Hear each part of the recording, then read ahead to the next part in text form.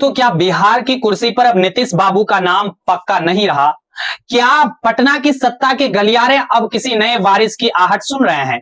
और बड़ा सवाल हमारे पास यह भी आ रहा है कि क्या बिहार की जनता के जनादेश के साथ दिल्ली में कोई नई खिचड़ी पक रही है, जिसका स्वाद बिहार के लोगों को शायद थोड़ा सा अजीब लगे? देखिए, राजनीति में कुछ भी यूं ही नहीं होता है। जब हवाएं अपना रुख बदलती है तो बड़े बड़े दरख्त भी हिल जाते हैं। आज जो कुछ भी बिहार में हो रहा है वो महज एक इस्तीफा या शपथ नहीं है, बल्कि ये एक युग का अंत और एक नए अध्याय की शुरुआत हम सबको अब जाके लग रही है। लेकिन इस अध्याय का असली लेखक कौन है? क्या वो लेखक पटना के एक सरकारी कार्यक्रम में बैठकर मुस्कुरा रहा है, या फिर यूं कहें कि दिल्ली के 7 लोग कल्याण मार्ग पर बैठकर पूरी बिसात जो है कहीं ना कहीं बिछा रहा है?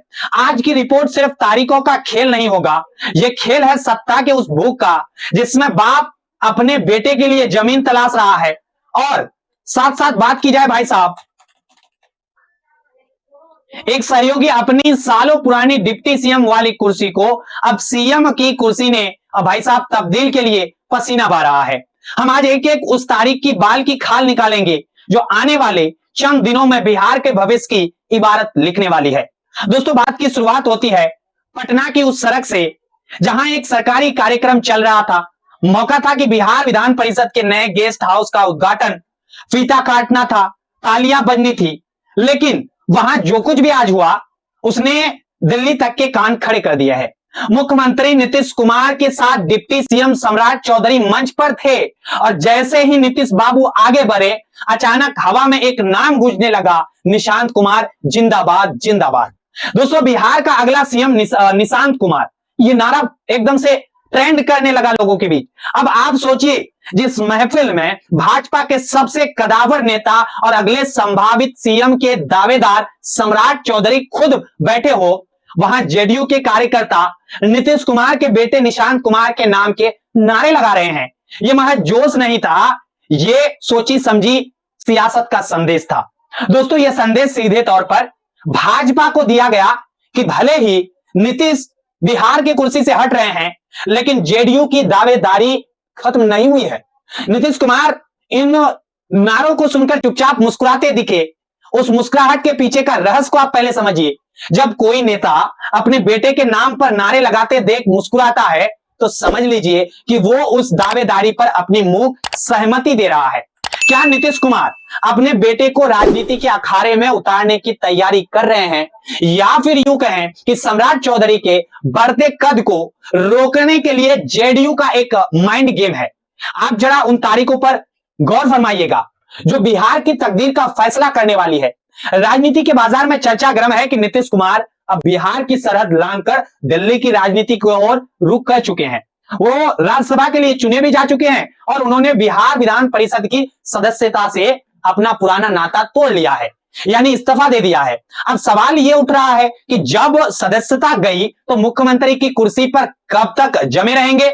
मेरे पास जो पुख्ता जानकारी अभी निकल करके बिहार से निकल रहा है भाई साहब, आ रहा है, उसके मुताबिक मैं आपको थोड़ा रूबरू करा दूं कि 8 अप्रैल यानी कि बुधवार का दिन बिहार की राजनीति में आखिरी नीतीश कैबिनेट का गवाह बनेगा। आज के दिन भाई साहब जब नीतीश बाबू कैबिनेट की बैठक की अध्यक्षता करेंगे तो वो शायद आखिरी बार उस मेज पर बैठने वाले हैं। ये वो पल होगा जब बिहार की सत्ता का सबसे लंबा कार्यकाल अपने समापन की ओर भाई साहब बढ़ चुका है। इसके ठीक अगले दिन यानी कि 9 अप्रैल को नीतीश बाबू पटना की धूल अपने पीछे छोड़ दिल्ली के लिए उड़ान भरेंगे और 10 अप्रैल की तारीख तो कैलेंडर पर लाल रंग से मार्क कर लीजिए। उस दिन नीतीश कुमार राज्यसभा के सदस्य के तौर पर शपथ लेंगे। लेकिन दोस्तों, खेल शपथ के बाद शुरू होगा। असली जो पेच शुरू होगा ना, वो शपथ के बाद ही होने वाला है। शपथ लेने के बाद जब नीतीश कुमार सीधे जाएंगे बीजेपी के शीर्ष नेतृत्व के पास, तब प्रधानमंत्री नरेंद्र मोदी और गृह मंत्री अमित शाह से उनकी बाकायदा मुलाकात भी होंगी। इस मुलाकात का एजेंडा क्या है? क्या सिर्फ शिष्टाचार भेंट? जी नहीं, इसका मुख्य एजेंडा है बिहार के अगले सुल्तान का नाम तय करना, यानी कि नीतीश कुमार खुद अपने उत्तराधिकारी का नाम मेज पर रखेंगे।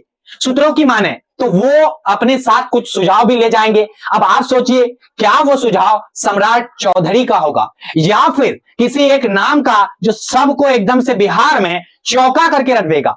नीतीश बाबू हमेशा से चौंकाने वाले फैसले लेने के लिए जाने जा रहे हैं, इसलिए उनके सुझाव में कोई डार्क हाउस भी हो सकता है भाई साहब। आप याद रखिए, 11 अप्रैल को जब नीतीश कुमार पटना लौटेंगे तो उनके हाथ में वो मुहर होगी जो दिल्ली से लगी होंगी, और 12 अप्रैल को या 12 अप्रैल की वो ऐतिहासिक तारीख आने वाली है जब खबर आएगी कि नीतीश कुमार ने मुख्यमंत्री पद से आधिकारिक तौर पर इस्तीफा दे दिया। ये तारीख बिहार के लिए इसलिए भी खास है क्योंकि 20 सालों के लंबे अंतराल के बाद बिहार को नीतीश के अलावा कोई और मुख्यमंत्री मिलने जा रहा है, और यहां से शुरू होता है असली सियासी घमासान भाई साहब। अब तक के इतिहास को अगर आप देखें, जब भी जेडीयू और भाजपा साथ एकदम से आए हैं, जुड़े हैं, दुल्हा हमेशा जेडीयू का ही रहा है, यानी नीतीश कुमार ही मुख्यमंत्री बने। भाजपा को हमेशा डिप्टी सीएम बनकर संतोष करना पड़ा। लेकिन इस बार हवा रुख उल्टा बह रहा है। इस बार दूल्हा भाजपा का बिहार में होने वाला है। यह पहली बार होगा कि बिहार में भाजपा का अपना मुख्यमंत्री भाई साहब होगा। लेकिन सम्राट चौधरी इस रेस में सबसे आगे दौड़ ही रहे हैं। उनके समर्थक तो उन्हें भी अभी से सीएम भाई साहब मान चुके हैं। लेकिन क्या भाजपा के अंदर सब कुछ इतना आसान है? रेस में सिर्फ मैं आपको बता दूं, सम्राट चौधरी नहीं है, रेस में नित्यानंद राय भी शामिल है, वहीं संजीव चौरसिया भी है, और भी कई नाम पर्दे के पीछे सक्रिय है। दोस्तों, अब जरा उन निर्देशों की बात करते हैं जिसने बिहार के विधायकों की धड़कनें 7वें आसमान पर बढ़ा करके रख दी है। 11 अप्रैल की शाम तक एनडीए के सभी 202 विधायकों को पटना पहुंचने का कड़ा निर्देश अब जाके दे दिया गया है। यह कोई आम बुलावा नहीं है। 12 और 13 अप्रैल को दो बड़ी और अहम बैठकें होने वाली है, यानी कि 12 तारीख को जब एनडीए विधान मंडल दल की बैठक होंगी तो नीतीश कुमार खुद खड़े होकर कहेंगे, भाइयों अब मेरा वक्त पूरा हुआ। वो अपने इस्तीफे की जानकारी देंगे, और फिर आप याद रखिए 13 अप्रैल को वो होगा जिसका इंतजार बिहार की जनता सालों से कर रही है। एनडीए के नए नेता का चयन उसकी बैठक में तय होगा कि बिहार का अगला कैप्टन यानी कि अगला दुल्हा यानी कि अगला सीएम कौन होगा। भाई साहब, आप खुद सोचिए, एक तरफ जेडीयू कार्यकर्ता निशांत कुमार के नारे जम जोर तोड़ से लगा रहे हैं, और दूसरी तरफ भाजपा अपने कोटे से सीएम बनाने की एकदम पूरा जोर शोर से तैयारी कर चुका है। क्या ये गठबंधन के अंदर किसी बड़े तूफान के आने से पहले की शांति है? क्या जेडीयू इतनी आसानी से मुख्यमंत्री की कुर्सी भाजपा की थाली में, झोली में सजाकर दे देंगी, या फिर नीतीश कुमार दिल्ली में कोई ऐसा शर्त रखेंगे जो भाजपा को पसीना ला दे? दोस्तों, बिहार की राजनीति हमेशा से उलटफेर की राजनीति रही है। यहां सड़क पर चाय पीते हुए लोग भी राजनीति के वो समीकरण आपको समझा देते हैं जो बड़े बड़े विश्लेषक नहीं आपको समझा पाते। आज की बात की जाए तो बिहार के हर चाय के अड्डे पर, हर खेत की मोड़ पर बस एक ही चर्चा हो रही है, अब की बार किसका बिहार? जनता के मन में भी सवाल है कि क्या चेहरा बदलने से उनकी किस्मत बदलेंगी? क्या शिक्षा, साथ साथ भाई साहब स्वास्थ्य और उनके साथ साथ रोजगार के मुद्दे वैसे ही ठंडे बस्ते में रहेंगे, या नया मुख्यमंत्री कुछ नया लेकर आप सभी के सामने हाजिर होंगे? भाई साहब, दोस्तों, यह पल बहुत भावुक भी नजर आ रहा है और रोमांचक भी नजर आ रहा है। एक तरफ एक बड़े नेता की विदाई हो रही है, तो दूसरी तरफ आप देखें नई उम्मीदें का कहीं ना कहीं बिहार में चिराग सुलगता दिख रहा है। लेकिन आप समझिए, राजनीति में भावनाएं सिर्फ मंच के लिए होती है, पर्दे के पीछे तो सिर्फ नफा और नुकसान का गणित चलता है। भाई साहब, 11 से 13 अप्रैल के बीच बिहार की धरती पर जो सियासी हलचल होने वाली है वो आने वाले दशकों तक याद रखी जाएंगी। भाई साहब, नीतीश कुमार का इस्तीफा सिर्फ एक पद का त्याग नहीं है, बल्कि बिहार की उस पुरानी राजनीति का अंत है जिसे हमने 2 दशकों तक देखा है। अब सबकी निगाहें सम्राट चौधरी पर टिकी है, लेकिन राजनीति के ऊंट को किस करवट बैठना है ये दिल्ली के दरबार में तय हो चुका है। बस अब इंतजार है उस नाम के ऐलान का। जैसे ही वो नाम बाहर आएगा, बिहार की सड़कों पर गुलाल भी उड़ेगा और विरोध के स्वर भी उठेंगे। पर क्या वो नया चेहरा बिहार की समस्याओं का समाधान होगा, या फिर सिर्फ सत्ता के समीकरण को फिट करने वाला एक नया मोहरा होगा? ये तो वक्त आपको भाई साहब बता ही देगा।